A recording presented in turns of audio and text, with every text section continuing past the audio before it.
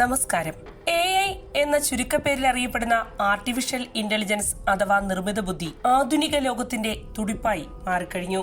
സാധാരണക്കാരുടെ പോലും നിത്യജീവിതത്തിന്റെ ഭാഗമായി മാറിയ AI പ്രായോഗിക ജീവിതത്തിൽ ധാരാളം മാറ്റങ്ങൾ കൊണ്ടുവന്നുകൊണ്ടിരിക്കുകയുമാണ്. അസാധ്യം എന്ന വാക്ക് തന്നെ AI ഇല്ലാതാക്കിയെന്ന് പറയാനാകും. കാരണം AI-യുടെ സാങ്കേതിക ലോകത്ത് എല്ലാം സാധ്യമാണ്. ഇന്ന് സ്മാർട്ട് ഫോണുകളിലൂടെ ആർട്ടിഫിഷ്യൽ ഇന്റലിജൻസിന്റെ സാധ്യതകൾ ഏവരും പ്രയോജനപ്പെടുത്തി തുടങ്ങിയിട്ടുണ്ട്.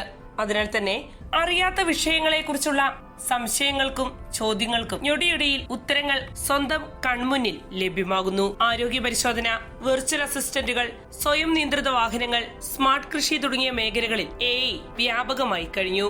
വിദ്യാഭ്യാസം, ബിസിനസ്, ശാസ്ത്രം, ആശയവിനിമയം തുടങ്ങിയ മേഖലകളിലും AI വൻ മാറ്റങ്ങൾ സൃഷ്ടിച്ചുകൊണ്ടിരിക്കുകയാണ്. അങ്ങനെ മനുഷ്യന്റെ പ്രയത്നങ്ങൾ കൂടുതൽ എളുപ്പകരമാക്കി തീർക്കുന്ന സാങ്കേതിക വിദ്യയായി AI മാറിക്കഴിഞ്ഞു. അതോടൊപ്പം ഭാവിയിലെ വ്യവസായങ്ങളെയും സമൂഹങ്ങളെയും രൂപപ്പെടുത്തുന്ന ഒരു ശക്തിയായും ആർട്ടിഫിഷ്യൽ ഇന്റലിജൻസ് പരിണമിച്ചുകൊണ്ടിരിക്കുകയാണ്.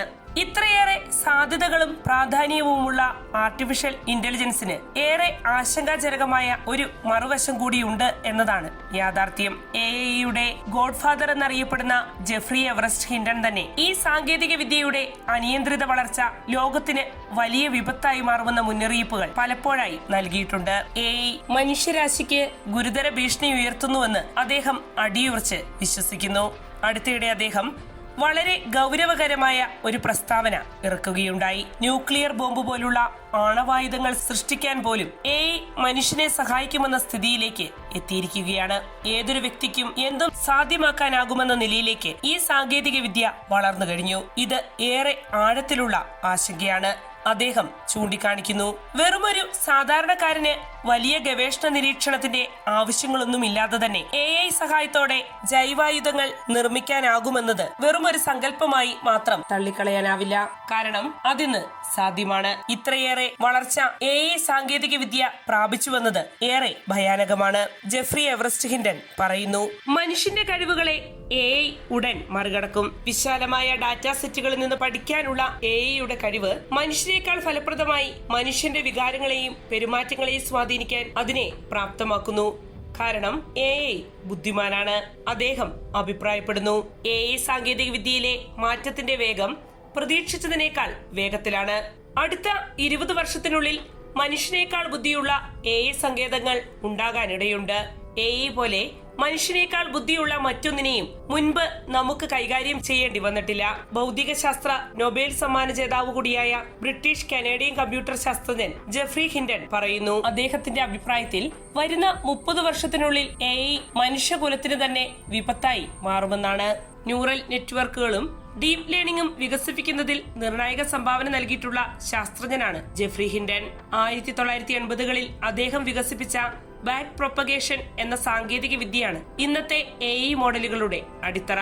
2012-ൽ ഹിൻഡനും അദ്ദേഹത്തിന്റെ ശിഷ്യന്മാരും ചേർന്ന് നിർമ്മിച്ച അലക്സ്നെറ്റ് എന്ന ഡീപ് ലേണിംഗ് മോഡലാണ് കമ്പ്യൂട്ടറുകൾക്ക് ചിത്രങ്ങളെ തിരിച്ചറിയാനുള്ള കഴിവ് വിപ്ലവകരമായി ഉയർത്തിയത്. ആ ഡീപ് ലേണിംഗ് മോഡൽ AI ലോകത്തും വലിയ മുന്നേറ്റത്തിന് കാരണമായി തീർന്നു. 2013-ൽ ഹിൻഡന്റെ സഹസ്ഥാപനത്തിൽ നിലവിൽ വന്ന DNN റിസർച്ച് എന്ന കമ്പനി ഗൂഗിൾ ഏറ്റെടുക്കുകയുണ്ടായി. അതിനുശേഷം ഹിൻഡൻ ഗൂഗിൾ ബ്രെയിൻ ടീമിനൊപ്പം പ്രവർത്തിച്ച് ഡീപ് ലേണിംഗ് ഗവേഷണങ്ങൾക്ക് നേതൃത്വം നൽകി വരികയായിരുന്നു.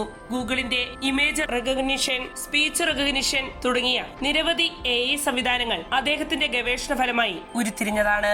എന്നാൽ 2023-ൽ ഹിൻഡൻ ഗൂഗിളിലെ തന്റെ ദൗത്യങ്ങൾക്ക് അവസാനം കുറിച്ചു. കാരണം AI-യുടെ വേഗത്തിലുള്ള വളർച്ച മനുഷ്യരാശിക്ക് തന്നെ ഭീഷണിയായി മാറുമെന്ന ആശങ്ക അദ്ദേഹത്തിന്റെ ഉള്ളിൽ രൂപപ്പെട്ടതിനാലാണ് ഈ രംഗത്തെ പ്രവർത്തനങ്ങൾക്ക് അദ്ദേഹം വിരാമമിട്ടത്.